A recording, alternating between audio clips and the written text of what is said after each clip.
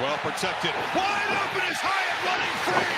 A total bust and a quick strike for the Volunteers. Hooker looking instead to his left. Now moves back to the right. Launches. Wide open touchdown. Jalen Hyatt for the second time tonight. This one's knocked up. Bowers tips it to himself, and he'll score. Touchdown, Georgia. Campus to Canton. 11.56 million people watched that game.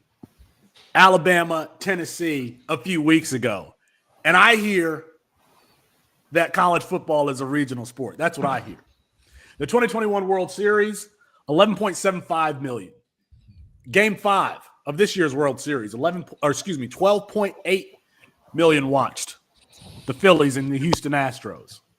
It's Felix Sharp, Chris Moxley, Matt Bruning on Better Sports Radio. This is the Campus to Canton show. Tony LaBarbera, Ernie Acosta. They're going to keep us in check. We got a lot going on today. Tennessee at Georgia. Can their story continue on? Alabama and LSU. Alabama trying to get into their playoff positioning. Alabama LSU is always a great game, especially now that we got a new rivalry with Nick Saban and Brian Kelly.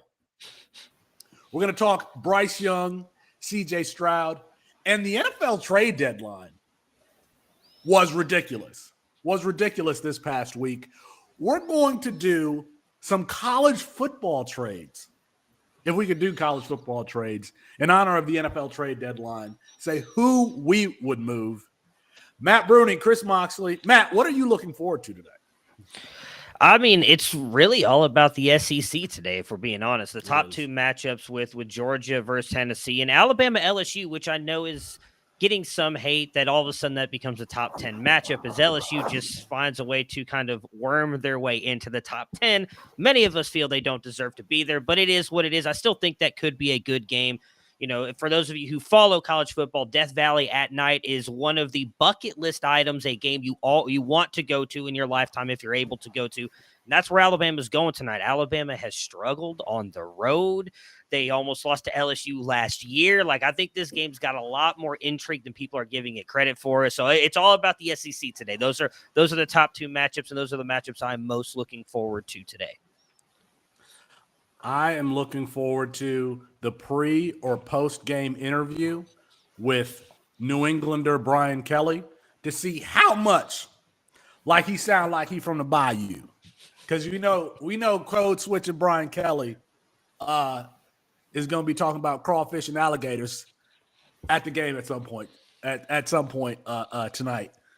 That's a good one. Chris Moxley, welcome. Chris, wake up, man. What's up? No, I'm good. I obviously you got to turn your attention to Tennessee, Georgia, right? I mean, oh yeah, 1 versus 2.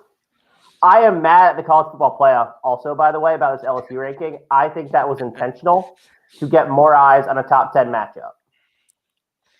LSU is not a top 10 team in the country. I don't disagree.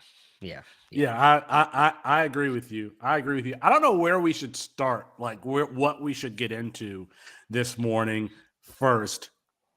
I mean, I want to listen. Almost 12 million people watched that Alabama-Tennessee game. We're going to pass that number today. With Georgia and Tennessee. That'll probably get 14 million. I bet you go over under 14.5 million, Matthew. Over or under? I'll take the over, actually. I think that's going to be. You take the over? Yeah, I mean, you're going to have all of Tennessee and Georgia watching that, and I think you're going to get most of the SEC fans tuning into that because none of the other good games, like what are the other games we're talking about? Texas, Kansas State, which is a big one for Big 12, that's on at 7 o'clock as well. Like there's Notre Dame, nothing Clemson. Nobody's watching Notre Dame, Clemson, except for Notre Dame and Clemson fans.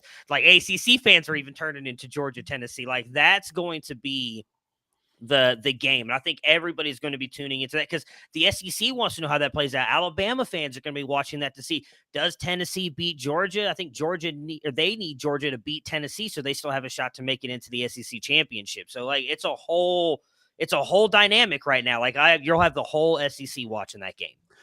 Got to stop saying that college football is a regional sport when they're doing either the same or better numbers than the World Series, and it's a regular season game. If college football is a regional sport, then you got to say baseball is a regional sport. So I'm definitely looking forward to that. I think I'm going. 14 points, that's a lot. 14.5 is a lot. I'm going under because I think the number is going to be like 14 million watch this game. Chris Moxley, over or under? Over or under on 14.5 million watching this game today? So the highest that we have had was when Michigan went to Ohio State in 2006. That was 21 million. Wow. That's a lot. 14 that was million. That was a 1 versus 2 matchup, though, wasn't it? Yeah. I think that was, that's probably why. Well, that's also what Georgia Tennessee is today. That's right. Yeah. That's what Georgia Tennessee is today. No. It's technically a 1 versus 1 matchup if you want to look at it that way, because one of them is number 1 in the AP poll and one of them is number 1 in the college football rankings playoff for rankings. So you could argue it's a 1 versus 1 matchup.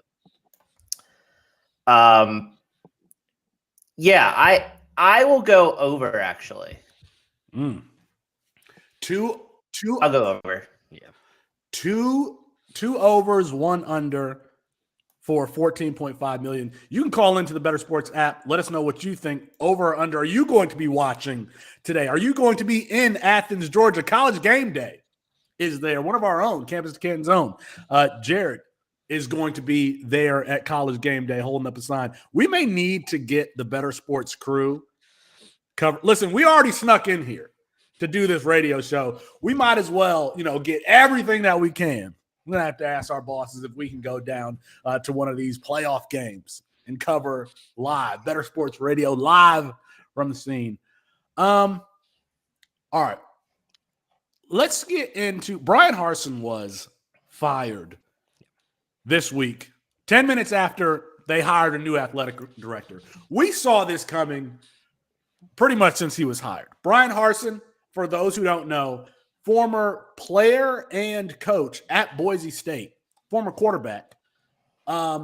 He's produced guys like in the NFL, Jay Ajayi, Jeremy McNichols. There's probably some guys that I'm thinking of. Was he the offensive coordinator when the muscle hamster Doug Martin?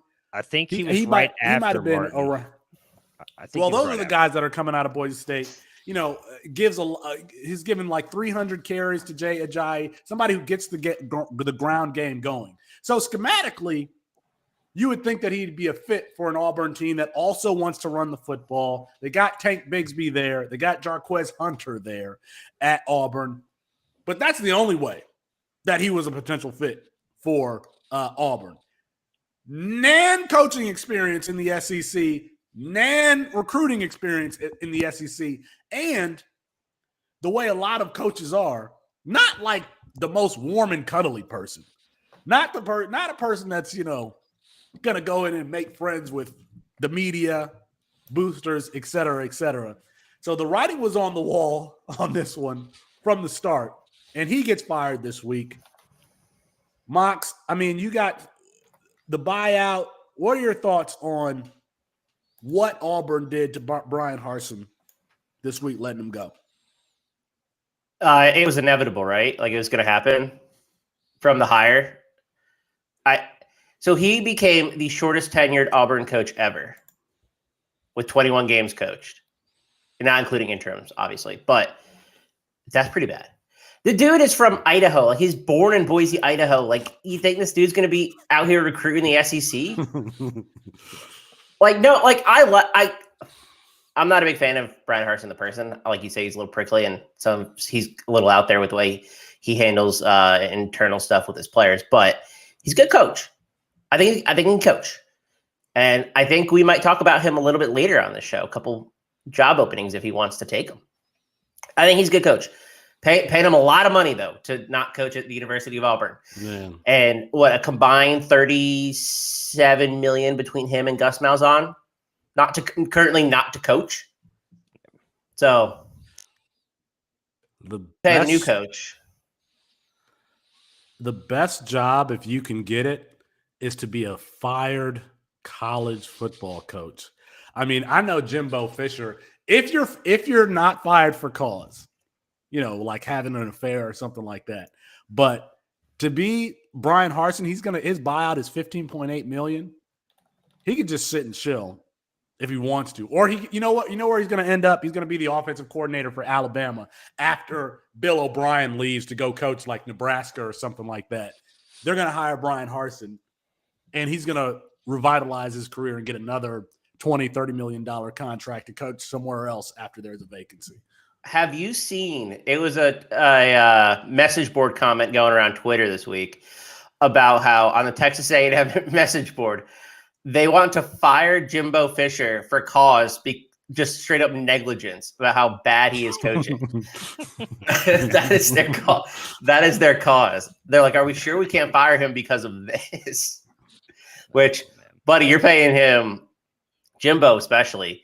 That buyout doesn't drop to below $30 million until 2028. So Jimbo's buyout right now is what, $85 million? 85 million, drops $9 million every year. Yeah. In what world is Jimbo Fisher worth? I don't understand these contracts sometimes. Fully guaranteed, by the way. So like Harson's buyout's only 70% of what was remaining on his contract. Jimbo's going to have to pay him the whole thing. Do we really think we see coaches getting that though now with NIL? Like, I think that's why these coaches' contracts have been that bad. You couldn't legally pay players at that point, right? So you're trying to bring in what people would say is going to change the program, and bringing in a guy like Jimbo Fisher. Maybe we don't see those coaches get $95 million guaranteed or whatever it was that he got because they can now pay players with NIL. I don't know. I think we're going to see the same thing over and over. I mean, Kirby Smart deserved it, but Kirby Smart signed that giant contract. I mean, Hugh Freeze just got $40 million at Liberty. That's a big number for an independent school like Liberty. Yeah, to pay out. So it's like $4 million a year. I know it's fully guaranteed, but it's like $4 million. It doesn't sound like a lot when you go. It's like $4 million a year, or whatever he's supposed to get paid. $4 million's a lot, though. I mean, some of these coaches in the Sun Belt are making like when Harsin got hired to Alabama, he was making $1.25 million from Boise, and that was only like 2 years ago. That was after Jimbo signed this contract. So I just wonder. I think it's going to keep going up because there's a lot of money in this game right now. Well, I mean, it's just like the Nick Saban dilemma, right? Like anytime any coach gets paid more money than Nick Saban gets a raise, right? Like that's probably somewhat of what it is. Like every time you see a head coach get hired, it's almost like the NFL quarterback situation. When you see whatever quarterback gets paid, you're like, oh, well, we know Justin Herbert's coming up on free agency. He's going to make more money than the next guy because he's better. Like maybe that's what we're seeing here. Jimbo gets all this money. People are like, oh, I got to get paid something close to Jimbo. Like you can't just pay me, $1.25 million. You need to pay me like 4 or 5. The only coaches that I can think of are actually. Go ahead, Mox. Worth it? No, I was going to say the biggest issue that I have with all this is the guaranteed money. That's the issue. Like what Jimbo's agent, by the way, deserves a much bigger check than your usual negotiating fee, which is probably what, like 2.5%. I'm not really sure what sport. I'm not really sure. Probably close to that. Yeah, no, he does. I like the only coaches that I would give big money to, I think, are Lincoln Riley, Nick Saban, Ryan Day, unfortunately. Even though I think Ryan Day I don't know if that Ryan Day would produce the same thing at like Clemson or Oklahoma. But that's probably about. I mean, am I missing somebody here? Am I missing? Did you pay Dabo? Did you say Kirby? No, Dabo's. I would definitely pay Kirby. Oh, I was asking Felix. I couldn't remember if he said Kirby. I heard him say Riley, Saban, Day. I think Kirby should be up there. I'm not as sold on Kirby as others, but I think he should be up there because his defense has been very consistent. Even losing Dan Lanning, I mean, it's taken a step back this year, but he's still been really good. I would not pay Dabo either. No. But what's going to produce consistently over time? I don't think it's defense. I think it's offense. That's why I wouldn't pay Kirby. So the reason I'm fine with paying a guy like Kirby is I would put him in the same mold as Saban, where Yeah. he goes out and gets high end. Like he brought in Monken. I don't think anybody expected that's worked out. Like we talked a little bit about this on Lunch Money Friday. Like that Georgia offense at times has been explosive this year. It's really just been the up and it's because Stetson Bennett's been a roller coaster. It's not because of the rest of the offense. That's because of Todd Monken. Like Kirby has not been afraid to bring in guys to run that offense at a high rate, a high explosive offense. So that's why I would put him up there. Like that's the issue with Jimbo, right? Jimbo won't give up play calling, and he's trying to run an offense that was run back in like the 1960s. They need to bring in somebody who can modernize that offense. Well, that's exactly what I'm associating with like big money coaches is coaches who produce high-end quarterback play on a consistent level. So I would not put Kirby Smart in that category. I wouldn't necessarily put Todd Monken in that category. That's why I've got Ryan Day, Lincoln Riley, now, Nick Saban, and that's it. That's it. Those are the guys who deserve big money. I don't necessarily agree with that approach because come on, I think it's a lot more important to have a program builder at the top and then hire the coordinators that you want, and that goes to like assistant pools of money, right? Like some have more than others do. For example, like USC, when they hired Lincoln Riley, they gave him like $10.5 million and also said, here's your pool for assistants. That's really important. So like I'm fine paying the head coach a bunch, especially if you are willing to also pay the assistants. Whose contract do you think is worse? I'll give you two. I'll give you three, actually. Mario Cristobal's $8 million contract in Miami. David Shaw's $8.925 million contract at Stanford. Yeah. Or Mel Tucker signing the 10-year, $95 million contract last year that has Michigan State just absolutely in the garbage can this year. So I know. So Michigan State is a huge school. Just population-wise is a huge school. Stanford, with all of their architects and geniuses coming out of there, they probably have a huge endowment. Miami is a relatively small school. And I don't know what boosters, what's his name from they got the crypto Prophet. ballers. Yeah, the crypto, but the Prophet, Marcus Lemonis. Marcus Lemonis is a Miami booster. But what else do they have? I think I'm going with Mario Cristobal, but you're making kind of because Mario Cristobal is a quote unquote program builder, but he's never developed a quarterback. That's why he doesn't deserve that much. So the only reason the only reason I would not, to go back to the Kirby point, and then I'll give you my answer on who has the worst contract. But Kirby put so many defensive players into the NFL draft last year and a ton of first rounders like that. He'll still get high end talent. Like you don't have to just win through offense. This is the best way to win, as we're seeing, as Georgia's really only reason they won last year is because they had that like top, whatever you want to argue, 5 defense of all time in college football. That's where I would somewhat disagree. We don't know that they won't. They've brought in a couple of high-end recruits over the past 2 years. We'll see if one of those guys turns out. It's just been the Stetson Bennett show. We don't know that a Gunnar Stockton, who was, I believe, a high 4-star last year, comes in. Maybe he is a guy who they develop and ends up being a first-round talent. For me, it's Shaw.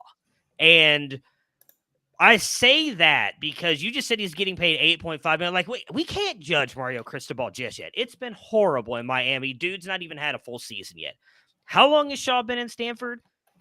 When was his team's actually good? As I feel like it was right after one Jim Harbaugh left, and maybe he was doing it with Jim Harbaugh's guys. Like, I know Stanford is at a little bit more of a disadvantage than some of the two schools you named, because they can't just let anybody into Stanford. You have to have certain grade requirements. They can't even bring in certain transfers.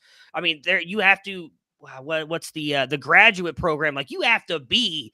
You can't. No offense to any of it. You can't be us going to Stanford. You're going to be like. I could go to Stanford. I don't know what you're talking about. Grand Valley Rapids. I could get into Stanford. Yeah. Jarek Backus, Jarek, he's probably going to Stanford, but I just don't.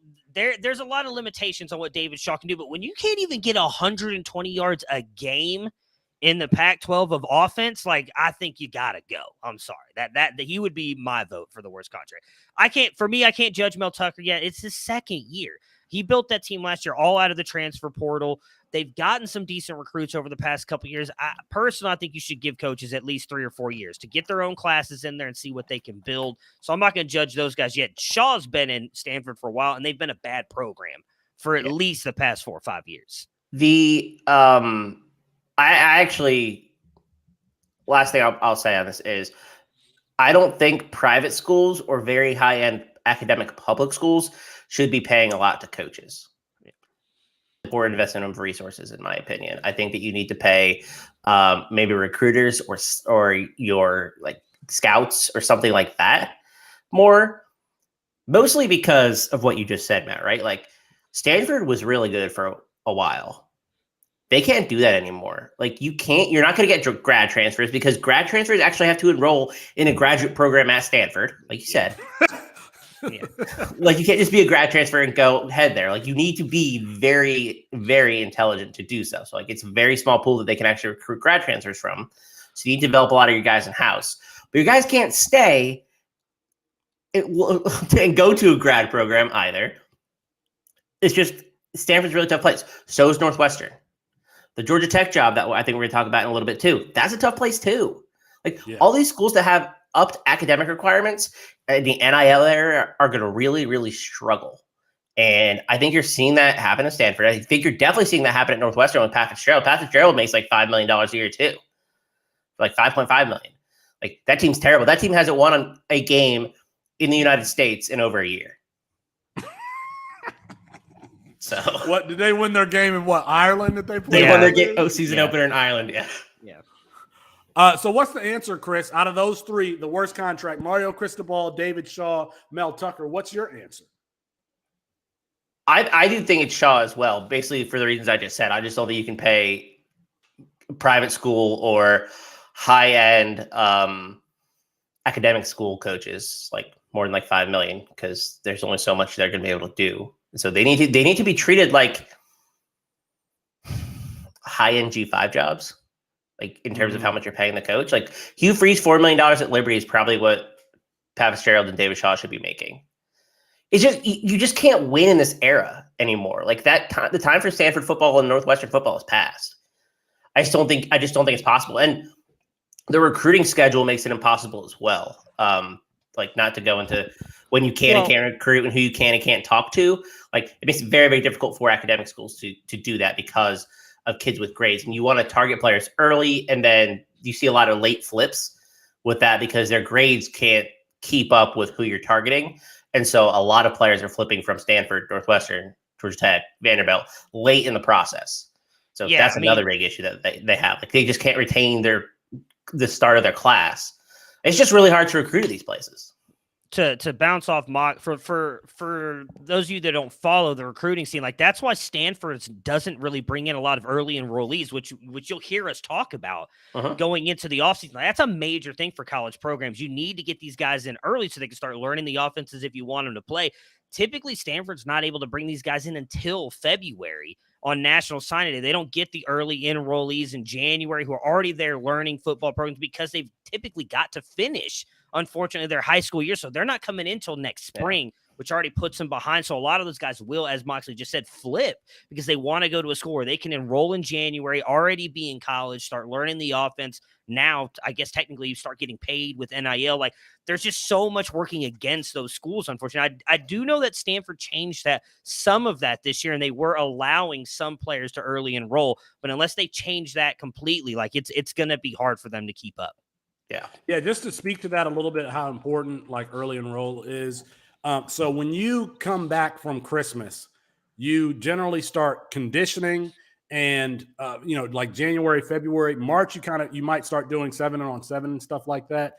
But you are in the weight room. You might have meetings with your position coaches, especially like the quarterback. So, it's a really invaluable time to get ready for spring practice. You've kind of gotten indoctrinated into the system and stuff like that. And even if you are a team that's making the playoff, if you're making the playoff, then some of those freshmen who make it to the championship game, they're like practicing practice squad stuff for the national championship game. Just for example, DJ Uiagalelei, who's now at Clemson, he was being the practice squad quarterback when Clemson took on, was it Ohio State, Matt, like that year? Yeah, so DJU going from high school to college is already practicing for a national, not playing in the game, but on the practice squad, practicing with the team, helmet, shoulder pads, all that stuff before conditioning starts. And then spring practice rolls in right around like March or so is when you start getting ramped up before the spring games kick off in April. Chris, you keep mentioning Liberty. I don't even know if I should go in. If y'all remember, did y'all see the documentary about what was going on at Liberty? Talk about buyouts. I heard it was I was listening to the Cover 3 podcast, and Danny Cannell was talking about how it's like amazing. Like he could not stop watching it. So I have not had a chance to watch it, but I do want to. Let's not tease the audience. There is a documentary about Liberty University and their former president, Jerry Falwell Jr., son of the televangelist Jerry Falwell Sr., who started at Liberty University in like the 70s or something. Christian, private, evangelical university.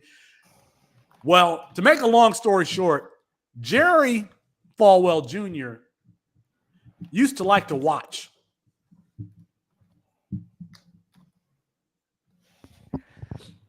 He liked to watch. True. Yeah. He liked to watch. And anyway, can't do that when you're at evangelical university. So they ended up having to buy him out.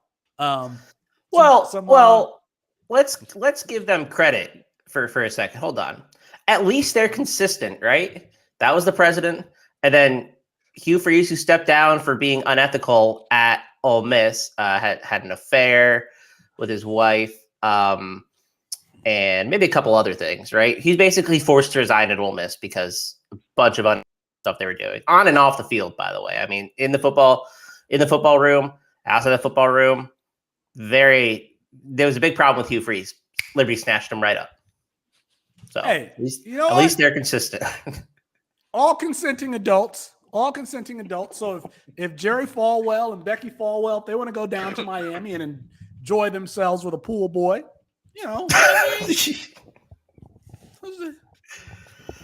who's to say they can't do that? All right.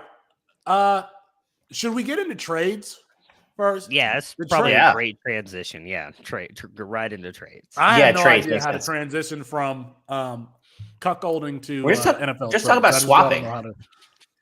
We're gonna get fined. Oh man. Those guys kicked off the radio. Yeah. We made it to November, folks. If you had the over/under, we did. I had the under. All right. So, who was traded in the NFL? We had your boy Chase Claypool go to Chicago. Yeah. Chicago basically rendered their Velus Jones pick useless after 8 weeks. Yeah. Right. Yeah, Jeff Wilson go to Miami from San Francisco to Miami. What were the other big ones? Oh, TJ Hawkinson went from Detroit. And that's my Detroit Lions team. That hurts me. Like, I don't know. They got a second and a fourth round pick for TJ. They probably didn't want to. They probably didn't want to pay him because he was coming up at the end of his rookie deal. You got to make him one of the highest paid tight ends in the league. So I guess. It's all right. It was a good move. It's a good move. You got James Robinson leaves. Jacksonville goes to the Jets. Yeah. Who was another one? There's someone I know we're missing, and I can't remember who it was for the life of me. But so we want to make some trades here in college football. I mean, we probably ain't that far away from being able to do it legally, but we're going to do it illegally here and make these trades. I'm looking at the show sheet. Who had these trades here? Who's going to discuss these trades? Is that Moxie? Okay, whoever put this first trade on here is horrible, and I'm assuming it's you because they're going to Michigan. Why? It's not me. It was me. Moxley, how dare you, sir? Go ahead. Go ahead, Mox. No, Matt, go ahead, read it. Say your piece, man. Say your piece.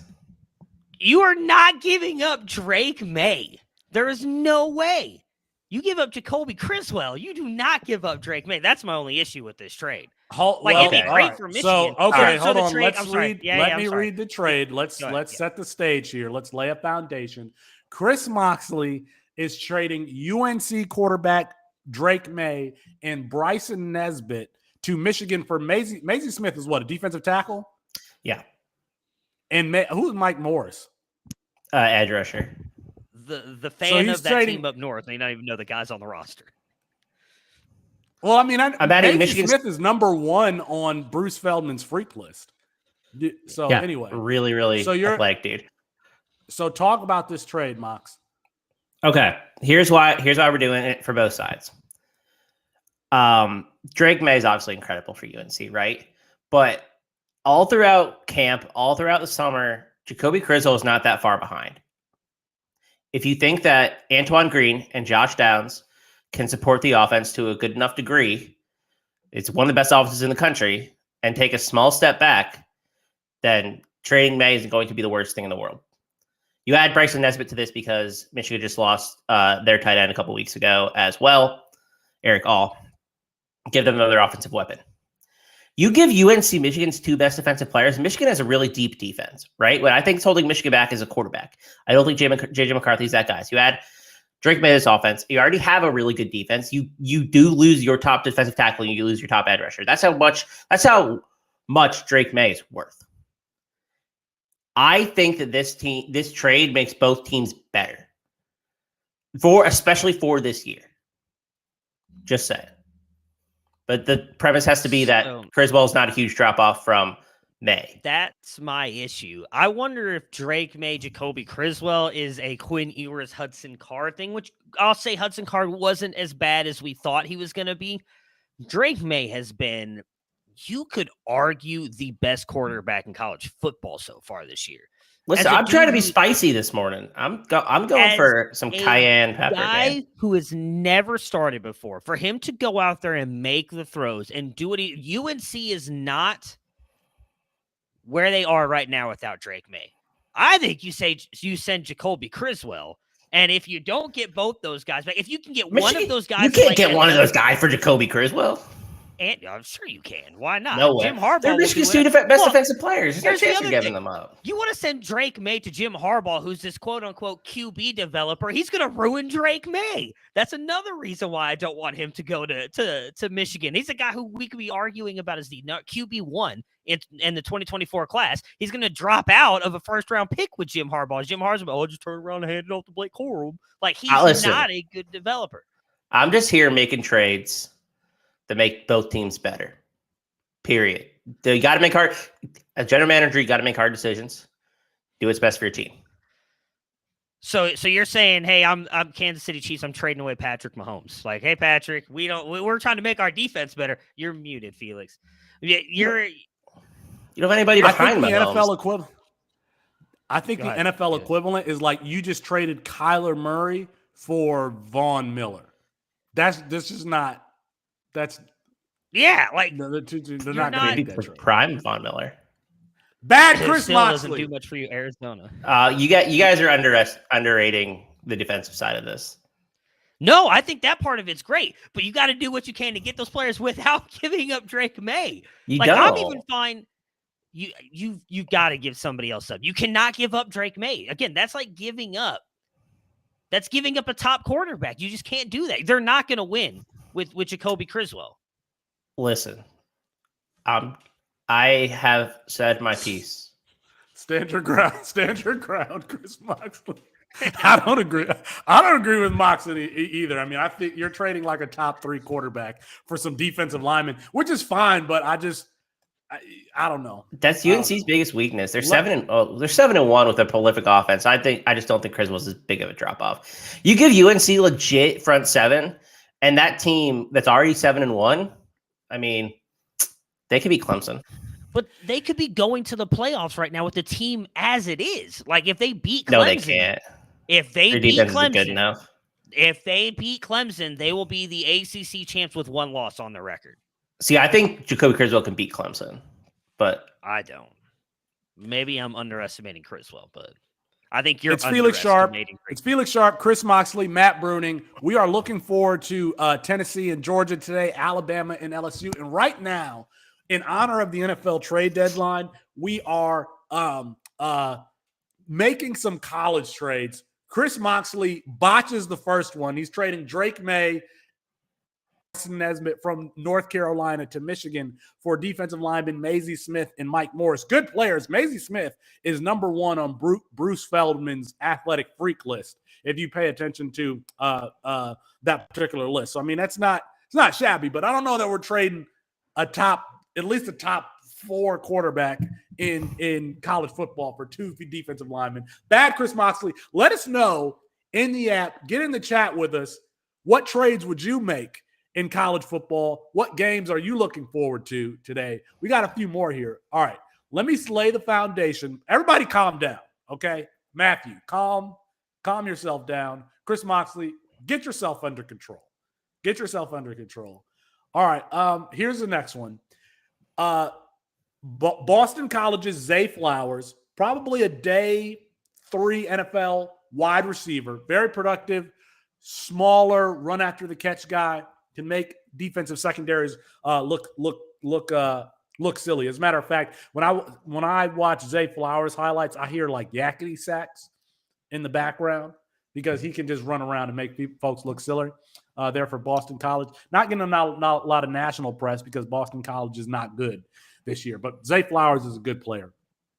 4, so we're trading Zay Flowers for Alabama backup quarterback Jalen Milroe.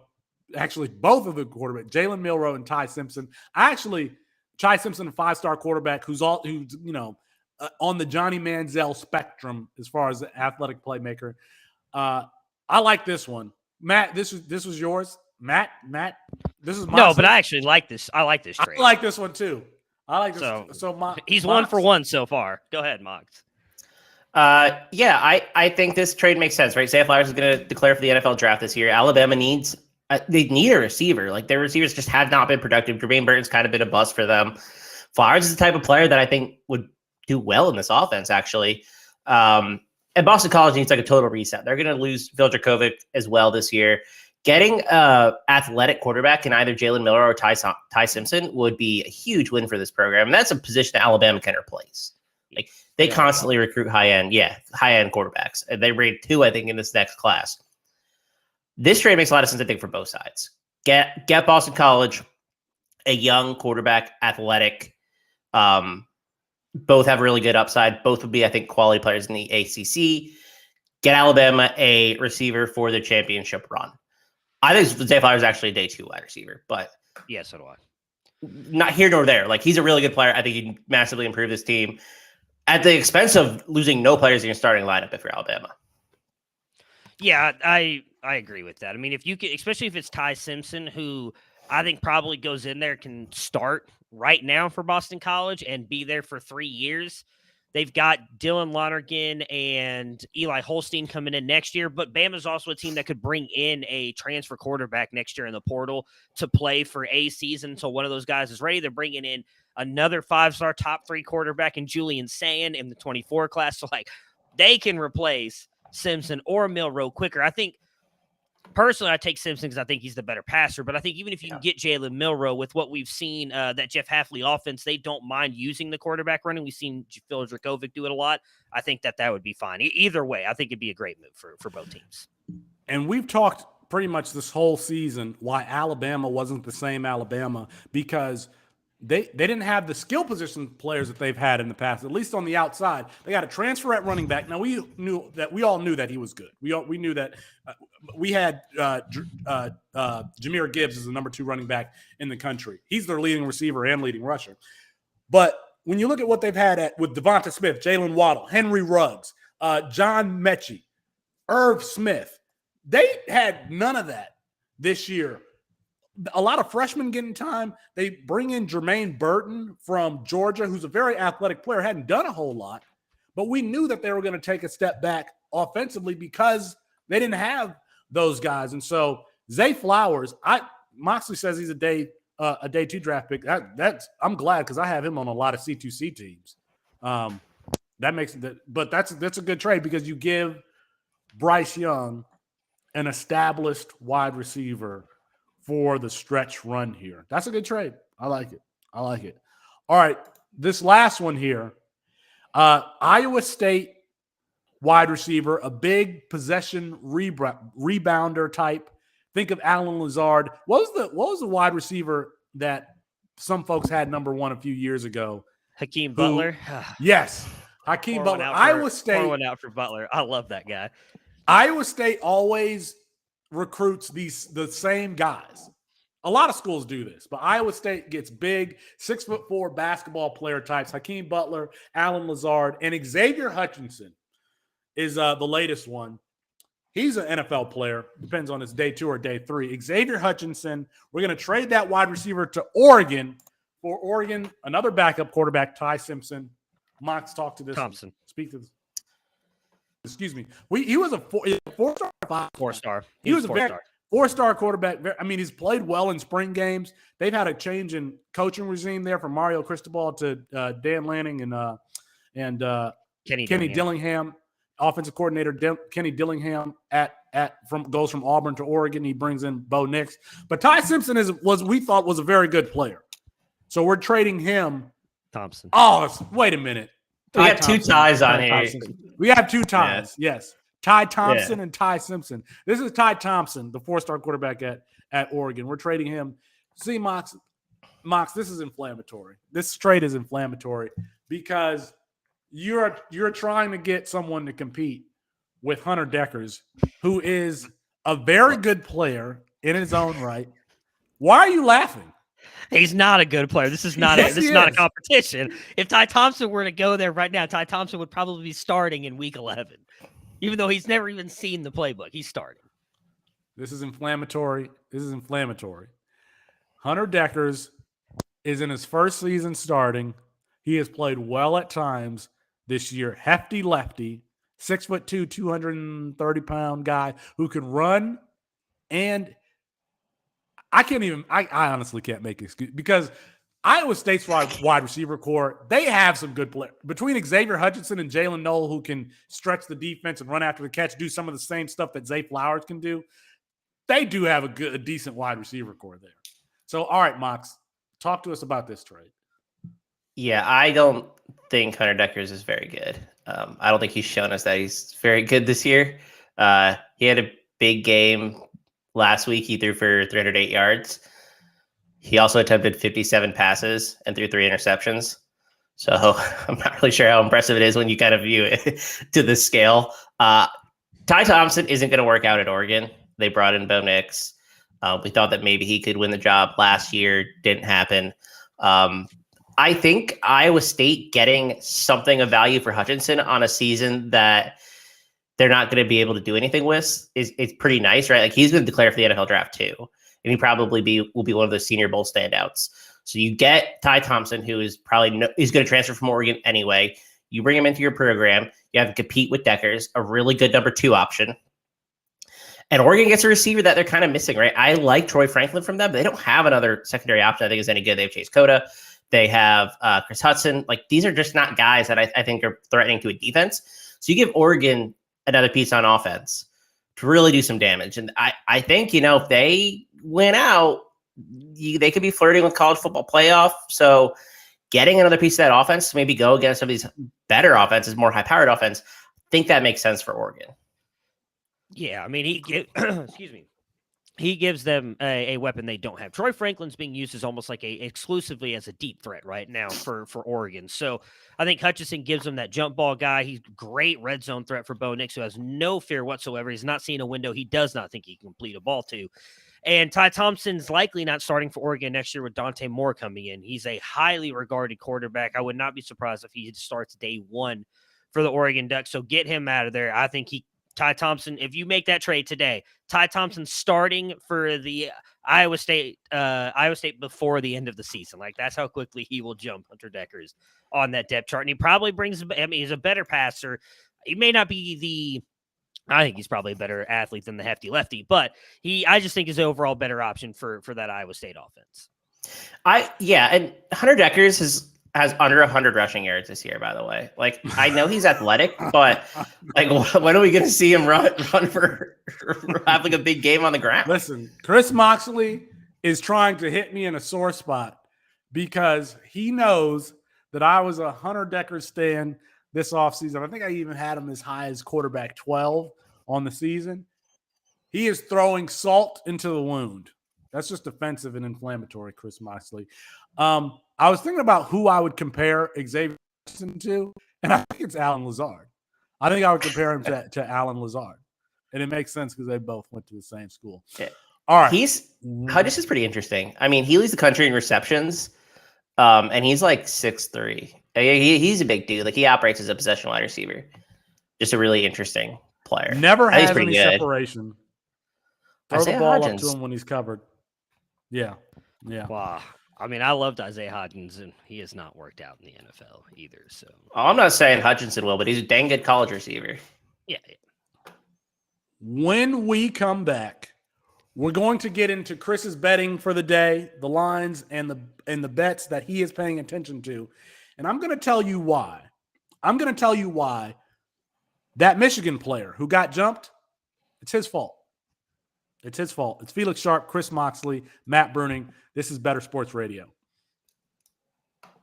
And with your BSN timeout, and today we're talking about one of my favorite subjects, that is the futures market for the upcoming college basketball season. With me, as always, the captain of our ship at Green Screens Media, Mr. Mike Holland. Mike, why don't you kick us off with some favorites that you think are still good bets to place? Yeah, let's go national runner-up North Carolina, plus 140 to win the ACC, plus 900 to win the national championship. Core four players are back: Baycott, Love, Davis, and Black. Coach Hubert Davis entering year two with confidence. The loss of Brady Manick is tough, but Northwestern transfer Pete Nance will help soften that blow. Let's slide over to the Pac-12. Some West Coast action, plus 190 to win the Pac-12, plus 1,600 for UCLA to win the national championship. Coach Mick Cronin has done a fantastic job building up this powerhouse program. At 2 stars, Tiger Campbell and Jaime Jaquez coming back, as well as 2 5-star freshmen, Amari Bailey and Adam Bona. This team is loaded and ready to make a run. Love the Bruins this year. I'm going to go for the repeat. Kansas Jayhawks plus 215 to win the Big 12, plus 1,300 to win it all. It's a young team, right? They lost a lot of pieces from this title team last year, but managed to retain Jalen Wilson and DeJuan Harris and reloaded with a bunch of 5-star talent. Might take a minute for this team to click, but ultimately Bill Self is a proven winner. Really like them for those 1,300 natty odds. Other side of the coin, underdogs and values. Mike, where are you going to get a little bit of juice in your futures bets? Yeah, let's go to the wide open Big Ten. Ohio State plus 1,100. Loss of EJ Liddell and Malachi Branham to the NBA was tough, but can be relying on a lot of freshmen early on, like Bryce Sensabaugh, Tanner Holden, and Sam McNeil coming through in the transfer portal. His team has question marks, but they may have answers by midseason. Let's slide on over to the ACC as well, plus 2,000 for Notre Dame. They finished tied for second in the ACC last year. They returned a veteran squad, includes lethal three-point shooters Cormac Ryan, Dane Goodwin, Nate Lejeski. Incoming 5-star guard J.J. Starling could be the X factor. Plus 2,000 to win the conference they came in second in last year. I love that call. For me, I'll go the Tennessee Volunteers plus 3,000 to win the national title. This is a team that won the SEC tournament last year. Rick Barnes, we know, can recruit, so he has an absolutely loaded team top to bottom. Guys like Triple J and Vescovi are legit difference makers in this league, so love them at that plus 3,000 price. Last category, player of the year. Mike, who do you like to bring home the Wooden Award? Let's go with the long shot, Keontae George from Baylor, plus 6,000. Freshman No Strangers winning the National Player of the Year. He lit it up in the Global Jam this past summer. He's a 3-level scorer, plus defender, one of the top NBA prospects.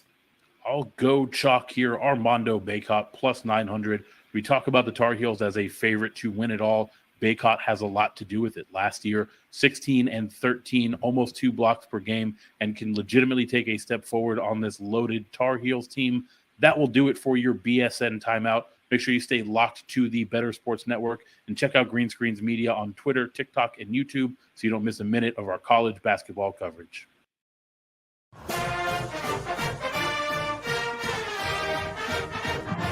Campus to Canton. It's Felix Sharp, Chris Moxley, Matt Bruning, the Campus to Canton Show on Bettor Sports Radio. We are looking forward to Tennessee and Georgia, Alabama and LSU. It's a big day. We've already covered a lot. So far, we've not been fired, despite talking cuckolding. I don't even know if I can say that on the radio, but we did. It's relevant to what we were talking about. We're talking about Liberty University and Hugh Freeze there, so I had to bring it up. We made some trades. And we're going to get into some betting right now. Chris Moxley, I mean, you're our guy here. So Why don't you ready to take it away, or you want me to go into my rant about the Michigan State Michigan State fight after the game? Which Matt Bruning is sitting there smirking because he's already ready to disagree with me. He has no idea what I'm going to say. Horrible take. Let's talk that because that is hot right now. Okay, let's lay the foundation here. So after the Michigan State Michigan game last week, there's just one tunnel for both teams to go into the locker room. I've walked down that tunnel before, having gone to Michigan football camp 4 years in high school. One tunnel for both teams. It's just regular brag. You know me. Just regular brag. No shame in my game. I guess that's true. No shame in my game. After the game, a Michigan player walks in front of the rest of his team and gets into a scuffle. Is that a scuffle? Is a scuffle the right way to describe what happened there? That is a jumping is how I would describe it. Is probably the way to describe it. Okay, that's fair. That's fair. He gets jumped by a couple of Michigan State players, excuse me. The Michigan player gets jumped by a couple of Michigan State players. Like 10 guys, not like one or two. It's not 10 guys. It was like 3 guys. No. There's been 10 players suspended. What do you mean only 3 guys? Okay. All right. This is we're just keeping we're letting facts get in the way of a good story, aren't we? Yeah, sorry. Yeah. Well, I'm not. Wait, time out. I'm not doing. That is yes. I agree. You know that's one of my favorite sayings. Don't let the truth get in the way of a good story. But that's not what we're doing here. We can say whatever the truth is. If it was 10 guys, it was 10 guys. But it is also true that he went into that tunnel ahead of the rest of the Michigan team without a helmet on. And yeah, he got jumped.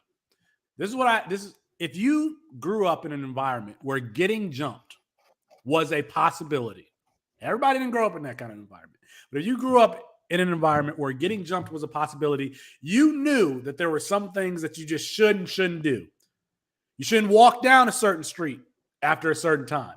You don't pack your bag for LA or Compton with red or blue shirts. Okay? You just know that there are certain things that you shouldn't do.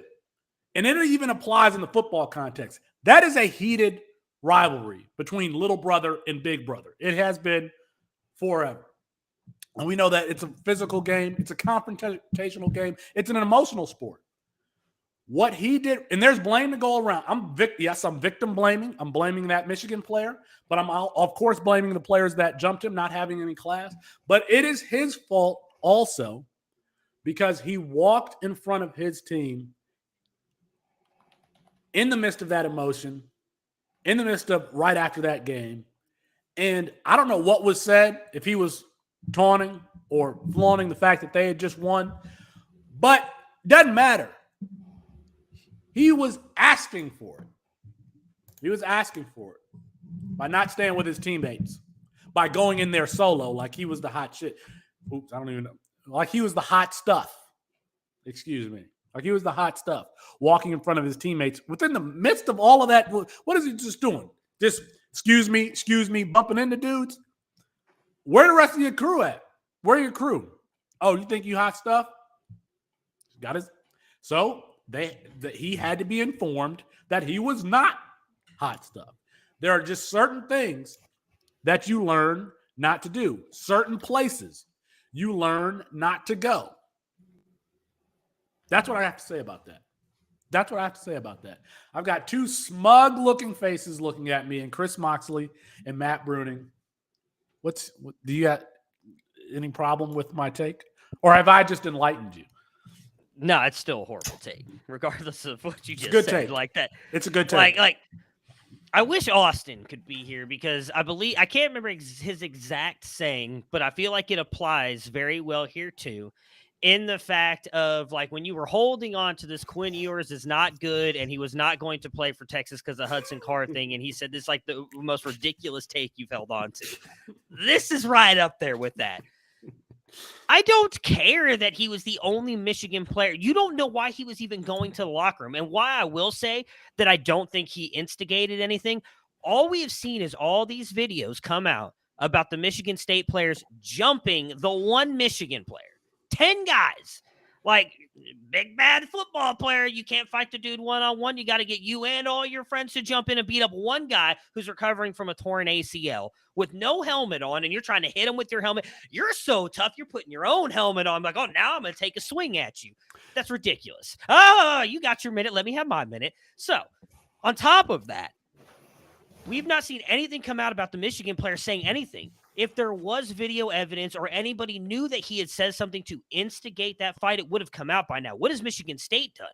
They have not put anything out there. All of the videos coming from Michigan State people, for the most part, who saw the whole thing happen. It was literally just him walking down the tunnel and the Michigan State guys jump him. Like, I'm sorry, just because you have one tunnel and the etiquette is, oh, well, you've got to walk with your team through there or you're going to get jumped. Like, that's the most ridiculous thing I've ever heard. I get that there's a lot of passion. I get that you're heated. You just got you just got destroyed on the football field. You're Michigan State. I get you being upset. It doesn't give you the right to then just go try and beat the crap out of some kid from the other team. And I'll be honest, I don't even care about that part. Like, go ahead. You said you watched the video, right? You watched it. You watched the video. I watched the video of him getting jumped, yes.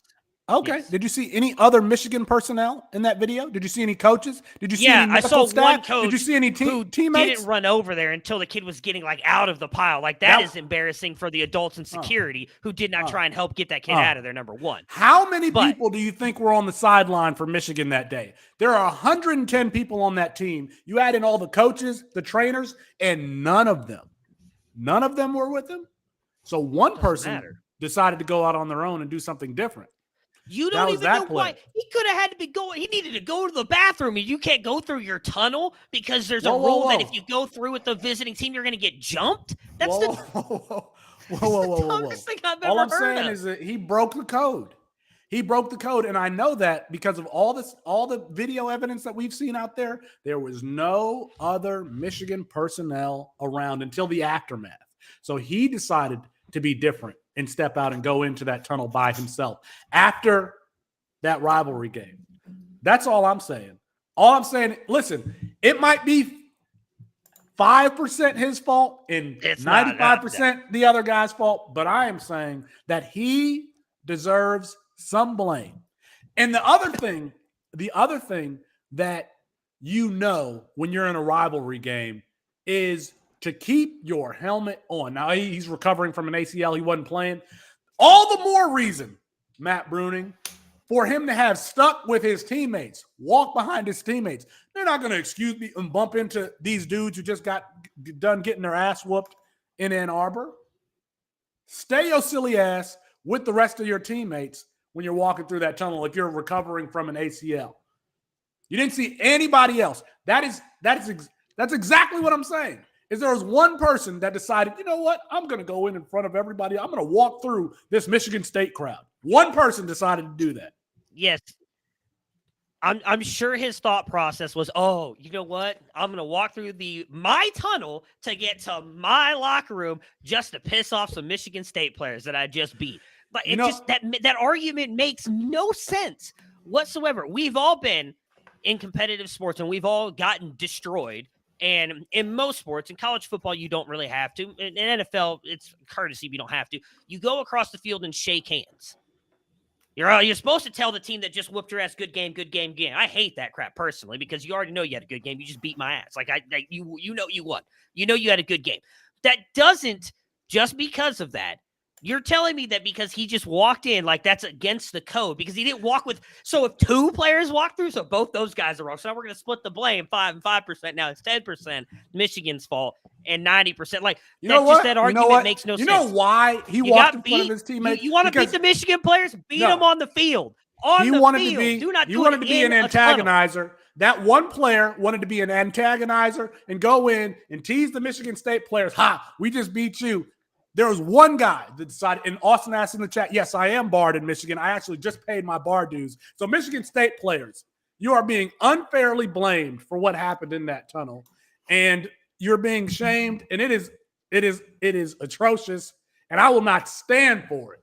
I will not stand for it. We need to start pointing fingers in the right direction of that antagonist, that Michigan player who decided that he was going to be hot stuff and push and pull his way through that crowd and antagonize the Michigan State players.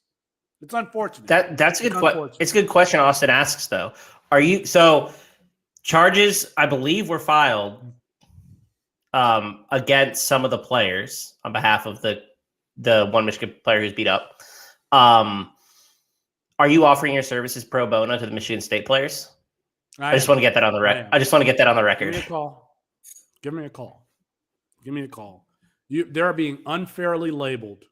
They're being unfairly labeled. That's all I have to say about that.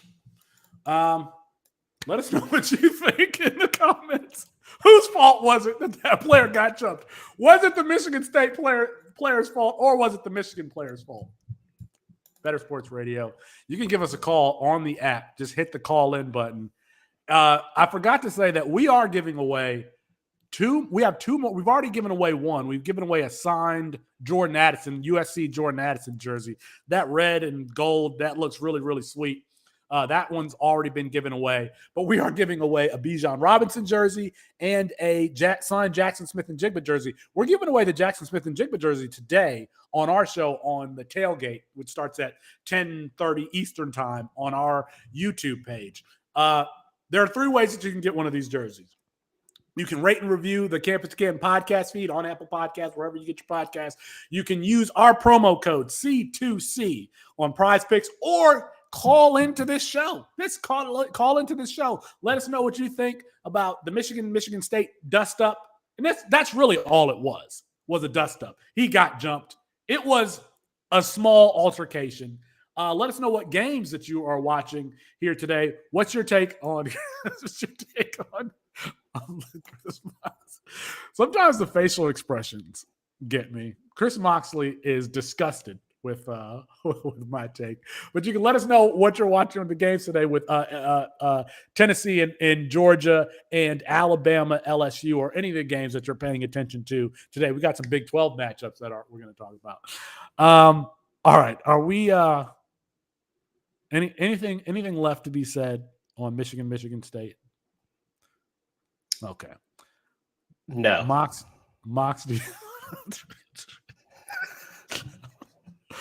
Why are you ashamed? You're just ashamed. Mox is just like, I can't even talk about this. I'm not even going to get into this fight with you. I don't want to go back into the argument because I'm dealing with a trial lawyer here who is barred in the state of Michigan. So if any Michigan State players are listening, please, he's offered his services pro bono. He will work with you. Beat the charges. Hey, look, you know what? He probably will beat the Chargers. He's won shopping cart cases. So yes, Felix has successfully defended multiple shopping carts. Shopping carts, yeah. Very successful one. I have that's a true story. I've just defended a shopping cart from hitting a person. But you know what? Why hasn't that Michigan player been charged for his involvement in this? That's what's offensive. He didn't do anything wrong. He should be charged. Why? He should absolutely. That's offensive. That is absolutely offensive. He should have been charged. All right, Mox, let's take us into I don't even know how to transition from that. Mox, take us into betting for today. Travion Henderson is out. That means we're firing up the starting running back for Ohio State, Mayan Williams, Cincinnati kid, bowling ball, CJ Anderson body type, who's going to be an NFL draft pick, who I've been mocked and ridiculed on touting since his freshman year. Mayan Williams, I'm firing him up today. Who did they play? Did they play Indiana? Northwestern. Yeah, I'm firing up Mayan Williams today if he's healthy. And if not, Dallin Hayden for Ohio State. All right, Mox, take us into the betting. Yeah, I actually want to get this first one. I want to get Matt's reaction on because I know he had a take on this earlier this season, and it was part of our All-American parlay that cashed.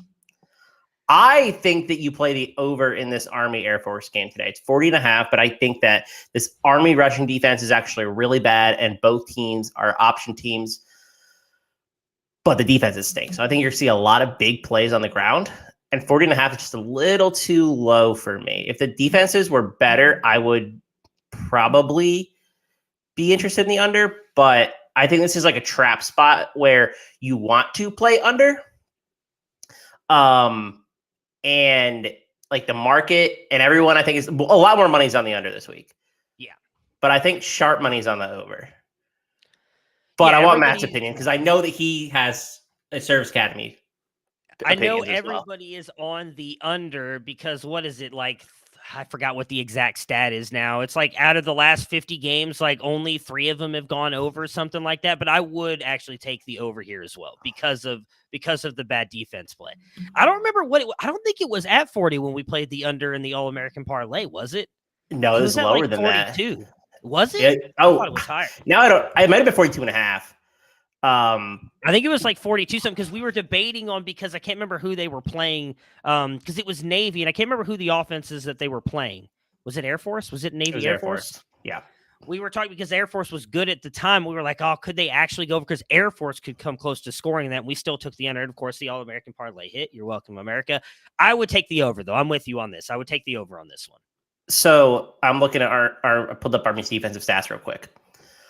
EPA per rush attempt, ranked 126th.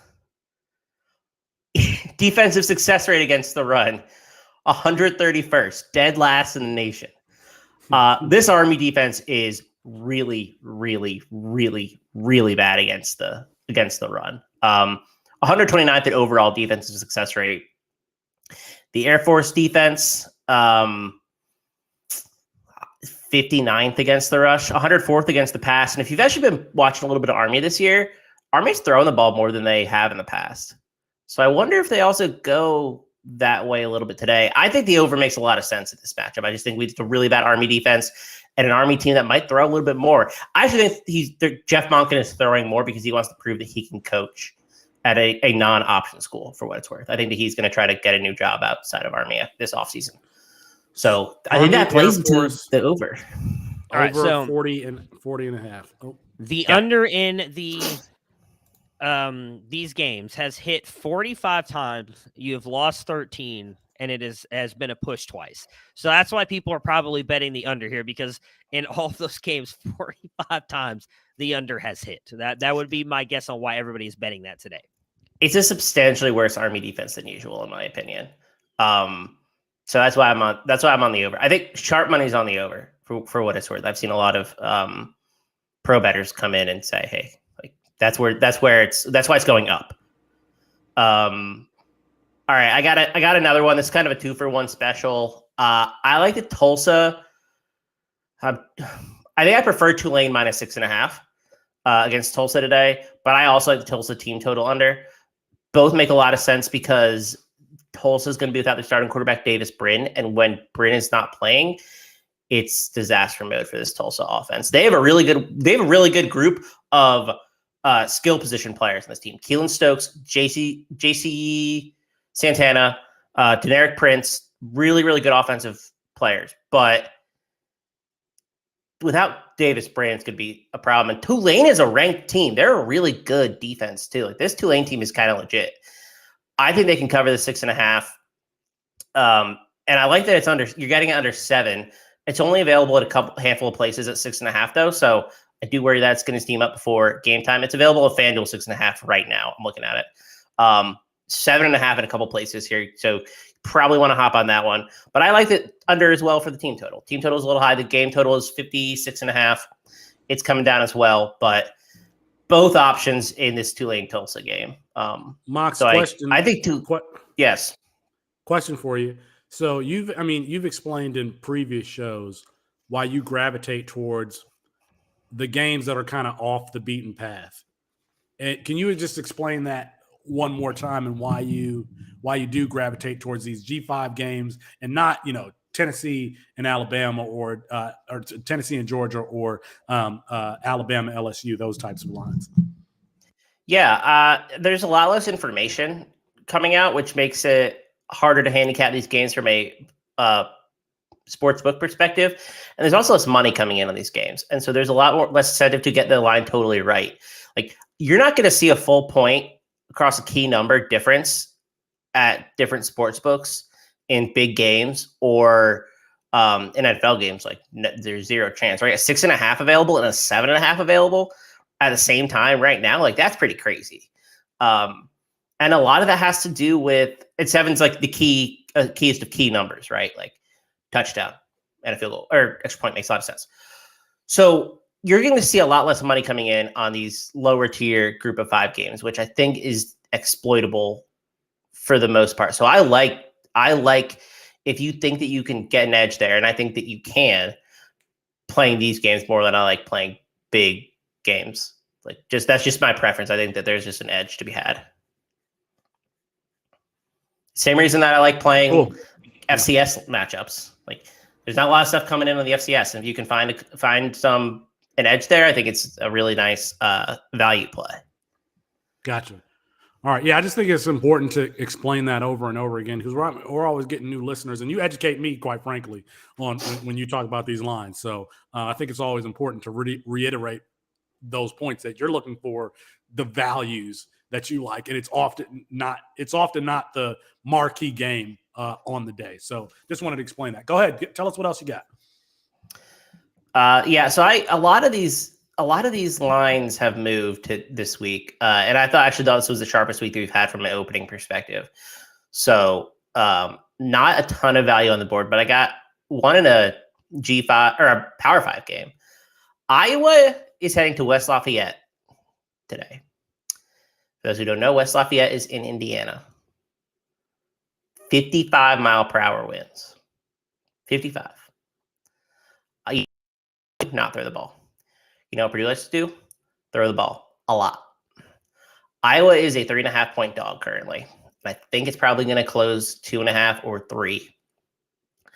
I like Iowa here. I do. I think that they have the number 1 pass defense in the nation. They have a top 5 rushing defense, all in terms of success rate and EPA per play. They prevent explosive plays. They prevent down-to-down success. There's a lot of value on this Iowa number, given how bad the weather currently and it's projected to be in West Lafayette today. I don't think that they're going to be able to move the ball through the air, Purdue, which means they're going to have to run Devin Mockabee on the ground.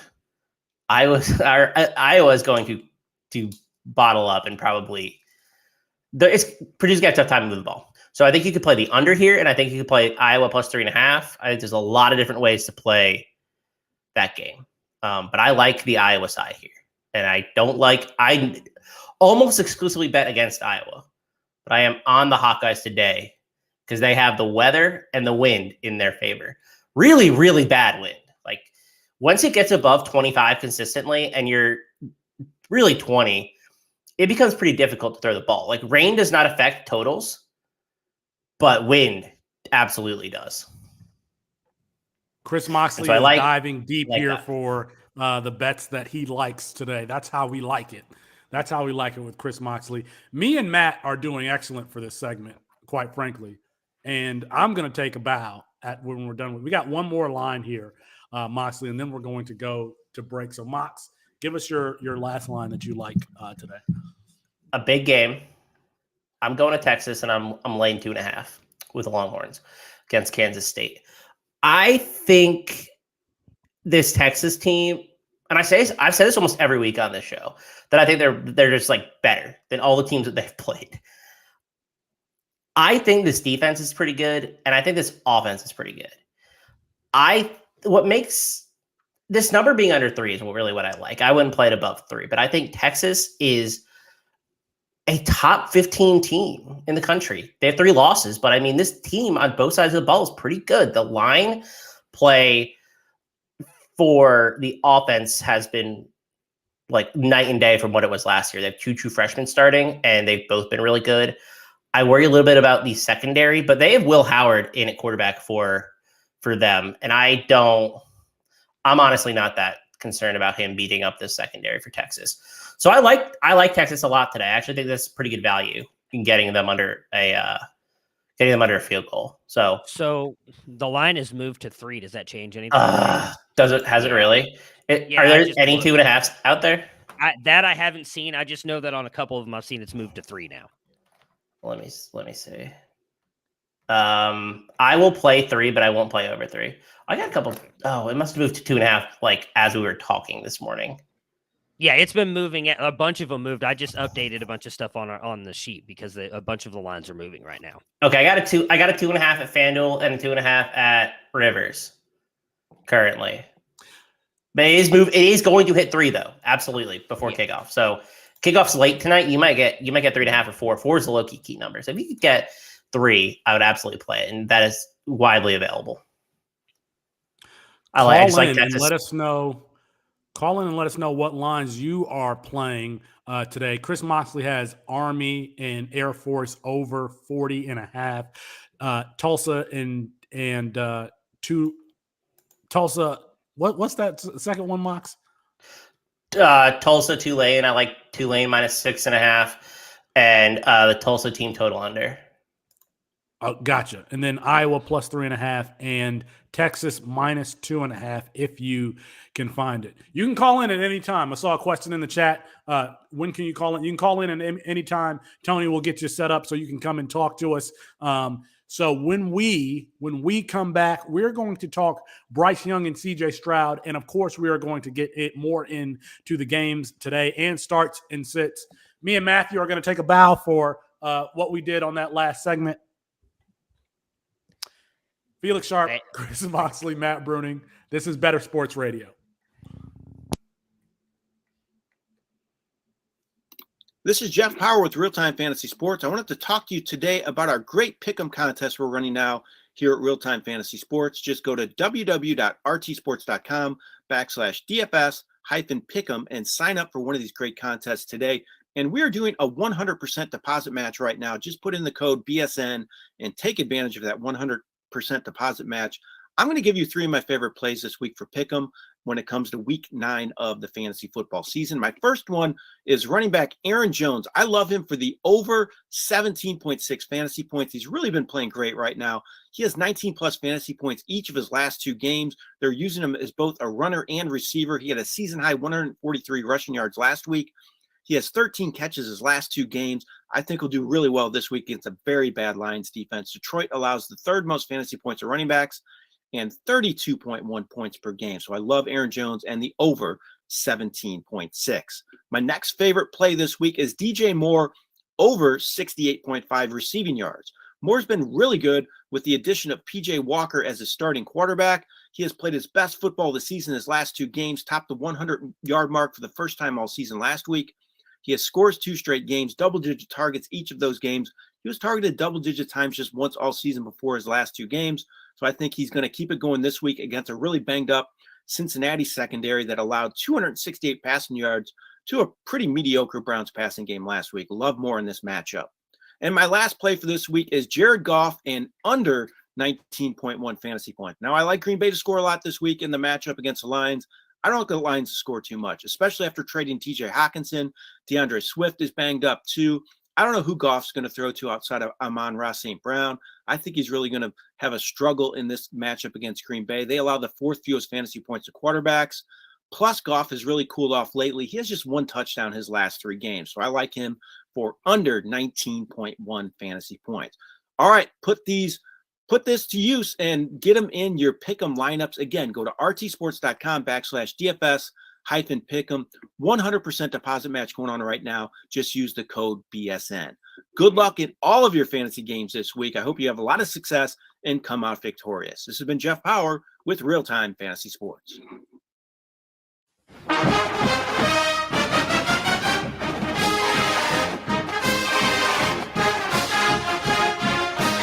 Ewers winds up, lets it go. Worthy. Hey, got it inside the 5. Campus to Canton. From Baton Rouge, Louisiana to Athens, Georgia.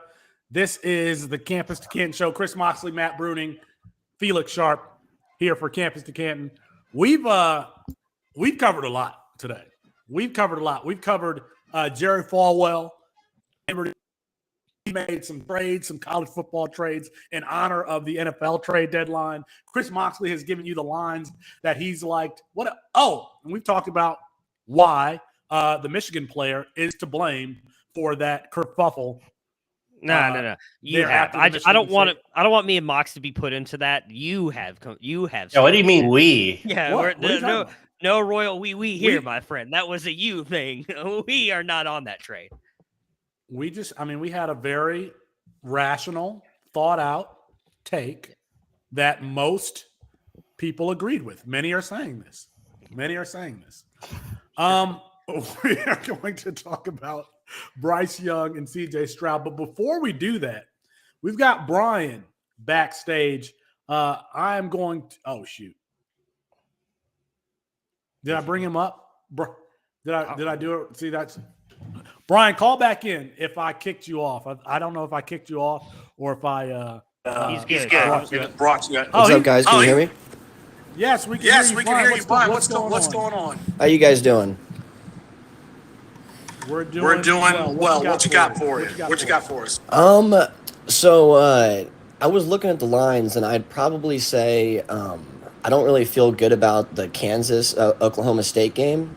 I feel like I know Oklahoma State got destroyed last week, but with their season on the line and them knowing that they need to change things around, I think that line's like Kansas -1.5. I think that's an interesting one. I know it's in Kansas, but I think it's going to be a really, really good game. Does it concern you that Jason Bean might or Jalen Daniels might play today, and that Oklahoma State is possibly missing Spencer Sanders? Because I think that's what that line is implying. We were getting some feedback, so I just kicked him, Mock. But if you just talk about that line, Jalen Daniels for Kansas is playing today in place of Jason Bean. So, Mock, I'm not sure. So he's not going to start, but apparently he's able to play, which means that I think he will probably end up. Yeah, I think he'll end up playing in the game. There's been rumors all week that Spencer Sanders is going to be out, and so I think that's what this line is implying. Because I don't think that Kansas is going to be favored if he would be playing. So I actually don't mind playing Kansas here. That's more of a stay away spot for me though. To me, that line tells me that Spencer Sanders is not playing for Oklahoma State, which means that I think Oklahoma State might have a little bit of trouble moving the ball. Mike Gundy's son is the backup quarterback. Yeah, for what it's worth. So do with that what you will. Before we get into the games today, I want to talk about, like, we're far enough along in the season to have this conversation about Bryce Young versus CJ Stroud for the number 1 overall pick in the 2023 NFL draft. And Bryce Young last week, CJ Stroud last week against Penn State, took a little while for him to get going, but had a great drive with like 4 minutes left, put it all together. But Dane Brugler and these NFL draft nicks, they've started to pick these guys apart. So I want to have this conversation. And I mean, so Matt, I guess I'll start with you since you are the Ohio State fan and you've watched CJ Stroud. You actually called for his benching early on in his redshirt freshman season. Talk to me about who you prefer between these two and Justin Fields. We thought he was an excellent football prospect. Coming into the Bears, hasn't played well. Can you also make a comparison for us between CJ Stroud and Justin Fields games? Yes, I can. Really quick, I want to do. Gator is mentioning something in the chat. Moxley, if you want to give us your thoughts on that really quick about the over-under that game, because Texas A&M is going to be missing a lot of players, it sounds like. There's a flu thing going around there. Yeah. And it is kind of knocking out players, including Connor Wigman, so we don't know who will even possibly start in this game. Yeah.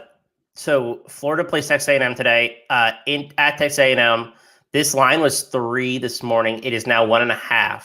It is dropping quick. Budget flu problem, like Matt said, at Texas A&M. Connor Wigman's not going to play. Here's the concern that I have, however. Florida's defense is bad. We talked about this last week, right? How bad that Florida defense is. I think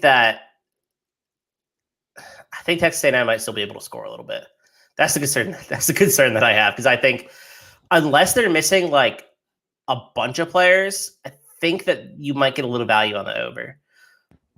It's saying 5 or 6 right now. I think the big fear is obviously Connor Wigman, who played well for them last week. So on the Stroud Bryce Young discussion, for me personally, it's Bryce Young. And I think it really speaks to just how well he is able to run an offense. There's major differences in the way that they run them at the college level. Bryce Young is actually asked to run a more pro style offense. When he is at the line, he is asked to make adjustments at the line, to shift the lineman blocking where they need to go. He calls out defensive audibles and then makes a change of the play. CJ Stroud doesn't necessarily do that all the time. And I know I got some Ohio State people kicking back on me when I said, we talked a little bit about this on Debbie Debate.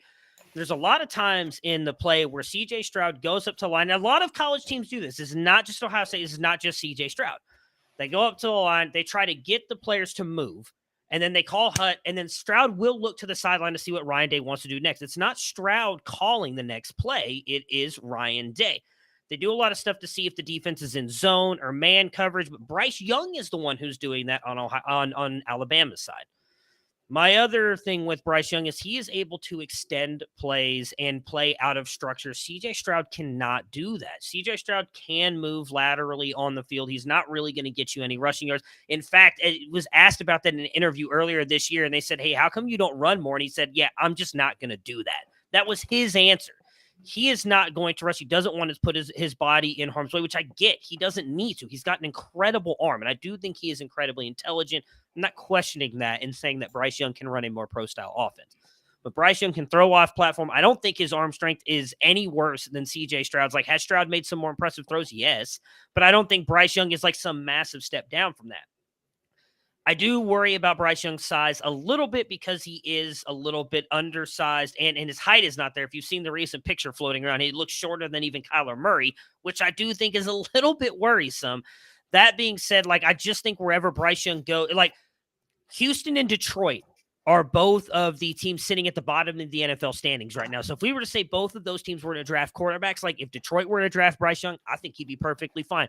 If Houston were to draft Bryce Young, I think he'd be perfectly fine. I don't know that Stroud would be good with Houston because that offensive line is bad. They're not going to be able to protect him, and I don't know how good he'll be. If he were to go to Detroit, I think he'd be perfectly fine. Great offensive line, great weapons around him. I think he can distribute the ball very well. The difference between Stroud and Fields, and I know Felix has said this before as well, is that Stroud is a better processor. Fields takes a little bit longer to get through some of his reads. He has a little bit of a longer release, he does tend to, I think, run a little bit more, where Stroud does try to find time by moving laterally to get the ball out. But I just don't think he's a good thrower off platform, so it doesn't help him any. I do think he's a better get through his reads faster than Justin Fields. But for me, it would be Bryce Young, because at the last point that I will make on that is Bryce Young, people have argued he has not looked good in the last game that he played, dealing with a shoulder injury. In my opinion, he's played extremely well all season long. He has no weapons around him outside of Jahmyr Gibbs. He has a bad offensive line as well in Alabama, and they're playing some of the best defenses in the country. Ohio State has played one good defense, and CJ Stroud struggled for 3.5 quarters. It was not until the fourth quarter that CJ Stroud really started putting it together. He has one of the top offensive lines in the country, and he has arguably the best wide receiver room in the country. Yet when Jackson Smith-Njigba went out in game one against Notre Dame, he struggled to get going, to a Marvin Harrison Jr., to a Emeka Egbuka, and to Julian Fleming, all of which I guarantee would be the top 3 starters on Alabama right now. And Bryce Young is doing it and making these guys relevant and winning tough games and having explosive games on offense with wide receivers.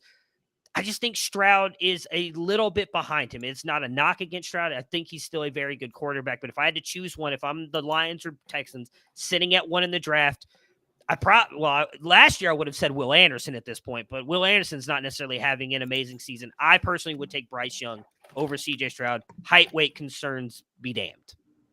Will Anderson's still going to go in the top 5 in the NFL draft. Yes. So these two players couldn't be more opposites as far as their play style.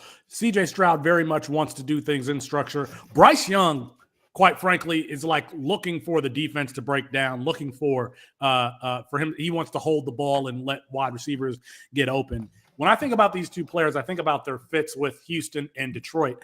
And man, Detroit's offensive line between Taylor Deckers, Frank Ragnow is probably one of the best centers in the NFL, and Penei Sewell, who is an up-and-coming aggressive right tackle. They could probably play him on either side.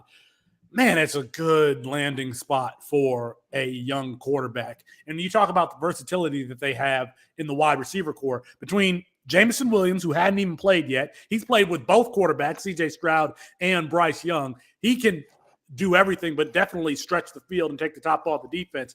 You got Amon-Ra St. Brown, who can do all the intermediate stuff. And you have DJ Chark, who can also stretch the field. And that's super important to have that type of versatility with the way that they're building their team.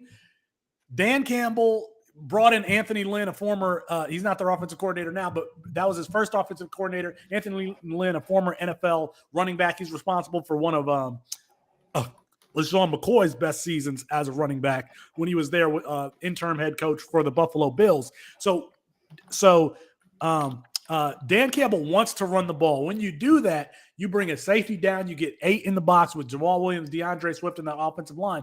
And then you have the wide receivers to take advantage of one high safety. You got DJ Chark, you got Jameson Williams. I'm looking forward to 2023. Who can take advantage of that the best? I tend to think that is CJ Stroud, who's more, Tom Brady than Kyler Murray. He's on the Tom Brady spectrum. And for Justin Fields, for all of his faults, if Justin Fields was like on this Detroit team, we might think like a whole lot different about Justin Fields and how good he is as a player. I know you got Bryce Young, number one. He has that athletic ability. I don't know that it necessarily matters. If one of them goes to Houston, it's got to be Bryce Young. I think either of them could go to Detroit and be successful. But I don't know how good C.J. Stroud is going to be on a worse team. But I love C.J. Stroud is the guy who's more likely to put balls in tight windows. He takes care of his body. I think that game is going to age really, really well. He could have a 10, 15-year career. So I just man, that quick processing ability, that ability to go from read 1 to read 2, I like that. And Matt, you talked about what they do at the line of scrimmage. Ohio State rushes to the line of scrimmage and looks to the sideline. That's something that a lot of college teams do. It's called scan. It's called scan. You go to the line of scrimmage. As a matter of fact, the signal for it when we were in college was, putting your hand up to your forehead, looking, called scan. You go to the line of scrimmage and you look to see how the defense is lining up, and then the offensive coordinator from the box calls a play based on what it is that they see. So I'm not going to necessarily fault him for that. But what you do need to pay attention to is when you don't have time to do that in the 2-minute drill, the quarterback should be kind of doing things on their own. So that's what I would watch for with CJ Stroud. Yes, they might do it with more than 2 minutes on the clock, but when you get the time crunch, it should be the quarterback calling everything. So I don't necessarily know that I have a preference on these two quarterbacks in a vacuum. I will have a preference when one lands in Texas and one lands in Detroit. Well, so, and I think, and Moxley definitely jump in here. I think that's why I have Bryce Young at 1, because of what we both just said. Like, you could see Bryce Young succeeding going to either spot. We don't see Stroud succeeding if he goes to the Texans. Not that Stroud's a bad quarterback. Like, nobody's saying he doesn't deserve to be a top 5 pick. Not going to be a good quarterback because of the OSU quarterbacks don't figure it out in the NFL. I do think he's going to be really good, but if I had to bet on one, it would be Bryce Young because of everything mentioned there. And I do think that athleticism part plays into it. Like, yes, CJ Stroud might be able to have the longer career because he is very good at delivering from the pocket. But if we're talking about this from a fantasy perspective, you want a guy like Bryce Young who's not going to take sacks, who's able to get out of the pocket and make plays happen out of structure. Again, I say I'm not comparing him to Patrick Mahomes, but a Patrick Mahomes type thing where he gets out of the pocket, as you mentioned, allows a wide receiver to get open down the field and then fires it down the field. Like, that's going to matter more for us than Stroud probably taking the smart play and just like, oh, I'm just going to take the sack here, right? Because he doesn't want to just try and force a ball in and it get intercepted. Brian adds in on chatting with us here in the Bettor Sports app. He says it's Bryce hands down. Mox, any takes on between these two? Between Bryce Young and CJ Stroud? No, y'all did a really good job covering it. The one thing I will say is that I prefer Bryce Young because I think that he is probably more pro ready. You don't see CJ Stroud making the reads that Bryce Young does consistently, going through the same progressions on the consistent basis. I just think Bryce has like it. I don't know how else to explain it. Like, I just think that he has it. Clutch, like he's clutch too. And I think that I don't want to underestimate that. I noticed that we didn't bring up Will Levis though, which Mel Kiper rated him above Bryce Young. By the way, just Yeah. Well, you cannot be a first round quarterback and throw for 90 yards, under 100 yards, whatever the exact number was, against the Tennessee defense, who just let Bryce Young throw for like a billion. Anthony Richardson. Anthony Richardson had 400 yards. Anthony Richardson had his best passing day ever against that. I was trying to pull it up because I put out a tweet about this actually, because he, as you mentioned, he only went 98 yards against that Tennessee defense, and the players that went against him, I can't find it, but like the Ball State quarterback threw for over 200 yards against the Tennessee defense. Like if you go down the list of the quarterbacks that have thrown for over 200 yards against the Tennessee defense, and then you look at Will Levis, who couldn't even eclipse 100, and you're just like, but this guy's the number one pick in the NFL draft. All right, we just talked about Anthony Richardson. Let's get Gator J in here. Gator J doing the chomp this morning. Gator J, what you got for us? Oh, he just did he bounce on it? Gator J, call back in. Oh, it's okay. All right, Gator J, here we go. He's there. What's up, man? What's up, Gator J? Thunder. I was just fixing to ask about the Mel Kiper thing too as well. But so I talked to Matt about this on Twitter and about Anthony Richardson staying in school another year and more seasons. Do you think by chance CJ Stroud should also stay in school for one more year, get some more seasons? Like you just said, his progressions are not as crisp as Young. So Gator J, let me repeat the question because I'm not sure if everyone heard it. He said, should CJ Stroud stay in school another year just to work on his game for one more season before declaring for the NFL draft? That was Gator J's question. Gator J, we appreciate you calling in. That's a loaded question. I don't think so, because I think the fear you're going to have, I'll use Justin Herbert as an example. Now, he ended up going top 10, but the year he could have come out as a junior, he was being talked about as like the 1 or 2 quarterback in that class. He comes back for his senior season, ends up getting injured, not playing as well, then falls to the number 10 pick. And there were talks about him not even going in the top 10. That would be my big fear with CJ Stroud. I think all three of us would agree that Stroud is smart enough. Felix just talked about how good of a processor he is. Like, I don't think we have any worries about him being an NFL quarterback. It's more of just, at least for me, it's the fantasy ceiling I think that he has. Mm-hmm. I don't think it's as high as a Bryce Young. So I have no worries about him going to the NFL.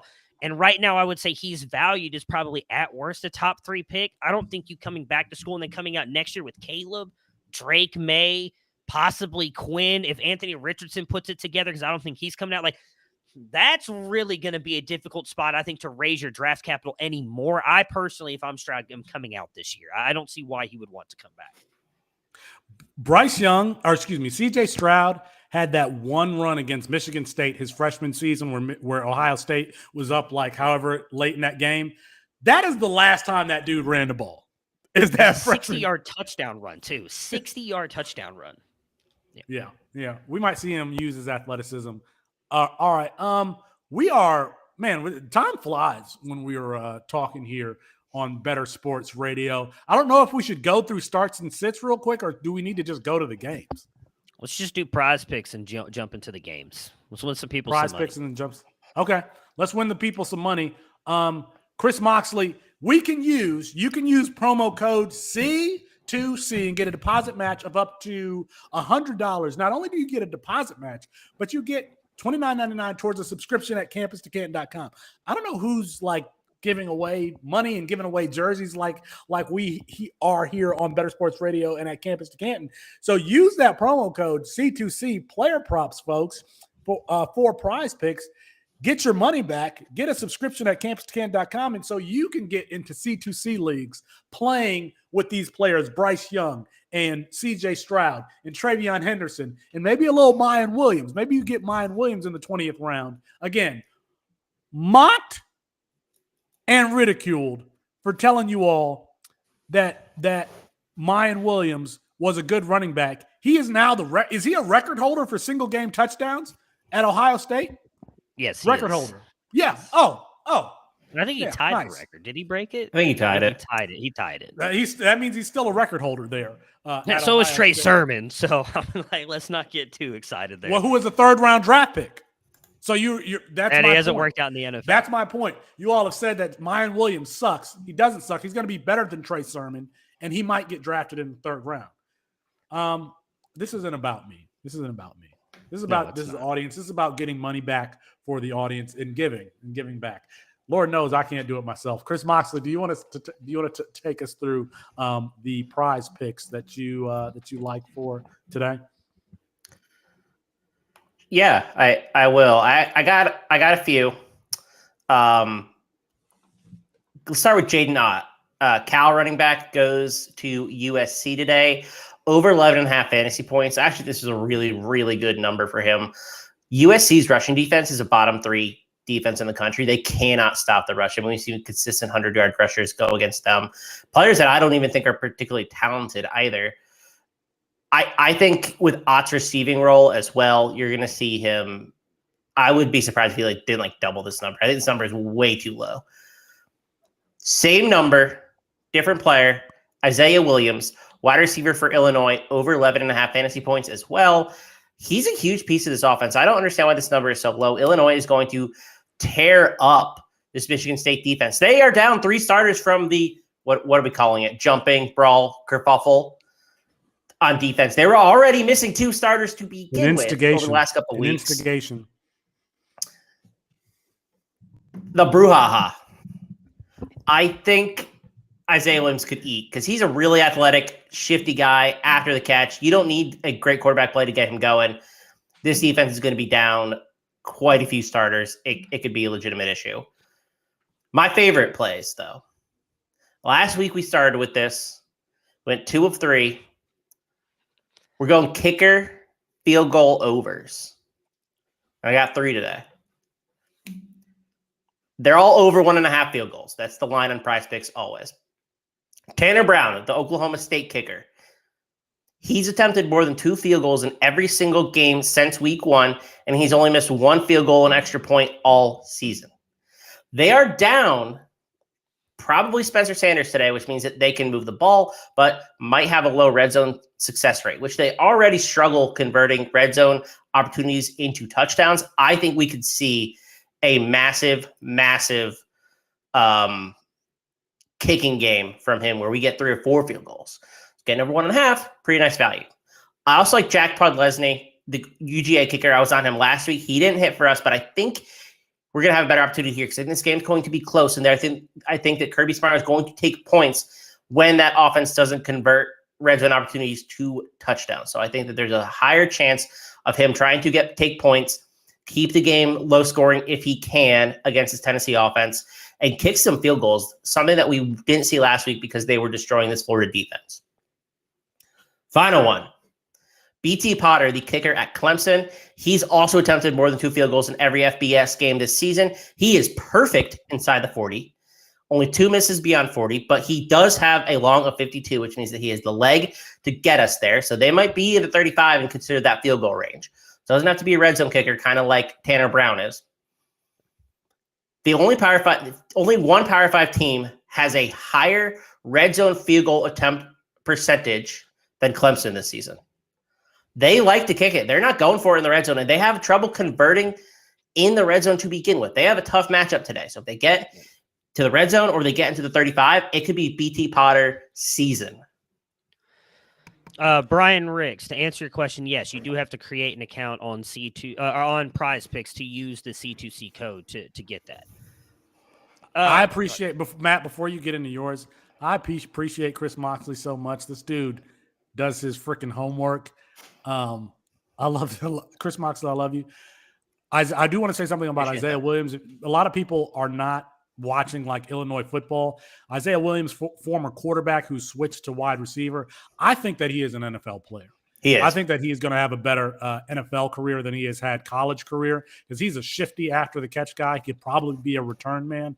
I don't know. I think he's like a junior. He'll probably come back for his senior year, but watch out for Isaiah Williams there at Illinois. And if I've been a C2C league and you want to get like a throw in on a trade and a guy who's going to be an NFL draft pick, Isaiah Williams is that guy. So I just wanted to say that. All right, so I've only got a couple for you guys here. I'm taking the over on Bo Nix's passing yards. It's sitting at 265.5. He's gone over that in 5 of his 8 games this year. He's also playing Colorado. While Colorado is worse against the run, I think Bo Nix is going to go out there and have another amazing game. I am taking the over on Jaden Daniels' rushing yards. It's set at 35.5. I know he's going up against Alabama. This has been a game most of the years, and they are in Death Valley. We have seen, as I mentioned earlier in the show, Alabama has struggled on the road. They have been beatable. Quinn Ewers looked superhuman against them for a drive and a half. We saw what Hendon Hooker was able to do. KJ Jefferson went over 35 yards rushing against this Alabama defense. Jaden Daniels is a much better runner than both Hendon Hooker and KJ Jefferson. I think he's easily going to go over this 35.5. So I actually think it's going to be a game tonight in Death Valley. LSU had him last year, I believe, in Tuscaloosa. Could be a chance for an upset. I'm taking the over on his rushing yards again, 35.5. My last two, take the over on Drake May's fantasy points, 30.5. I know that sounds like a lot. He's only gone under this twice this year, one of which was a 28.75 game. They are playing a decent defense against the pass in Virginia, but as we talked about in the trade earlier today, UNC's defense is horrible. They're going to allow points today against Virginia, even though Tony Elliott is their coach and calling plays. The past couple performances for Drake May, 55 points, 40 points. Again, the 28, 55, 46, 25, 55, 50. He is going to smash this 30 points. And then my last one, I got to get my boy Quinn in here at some point. I think we're overreacting to that Oklahoma State game where he still went over on his fantasy points in that game. It is set at 18.5. He has gone over that every single week. The only game he didn't was the Alabama game where he got injured after 2 drives. 21, 25, 38, 20 fantasy points. Take the over on Quinn's 18.5 fantasy points today.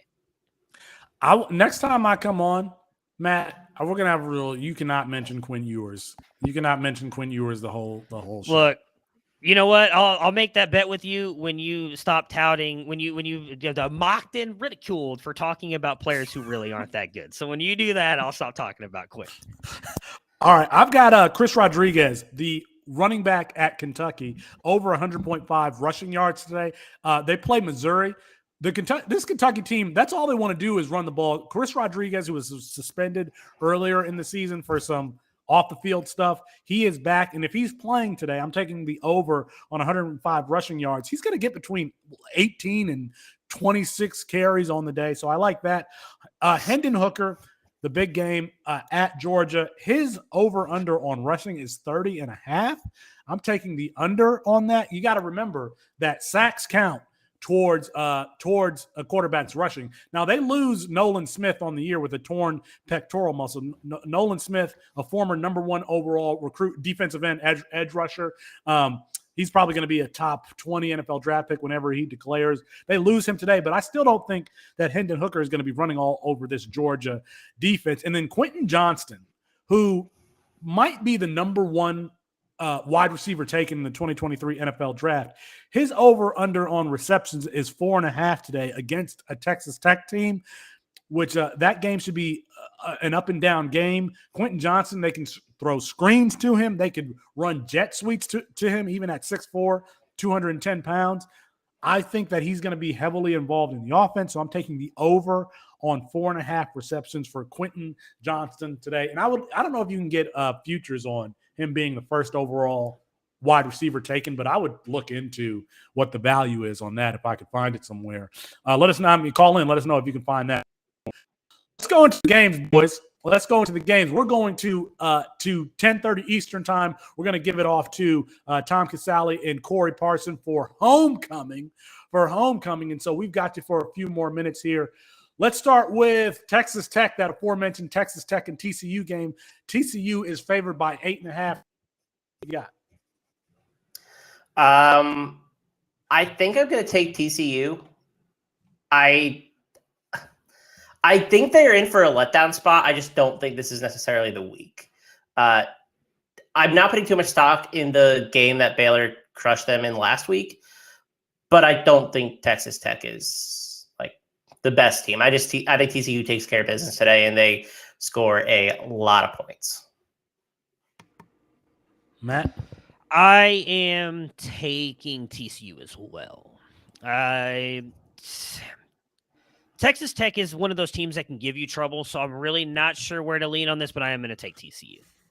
Texas Tech can give you trouble, but do we know who's even starting at quarterback there? I mean, they played all three last week between Baron Morton, Donovan Smith, and Tyler Show. This team is kind of falling apart a little bit late in the season. Texas TCU, I think, is going to bounce back, and I've got TCU also at -8.5.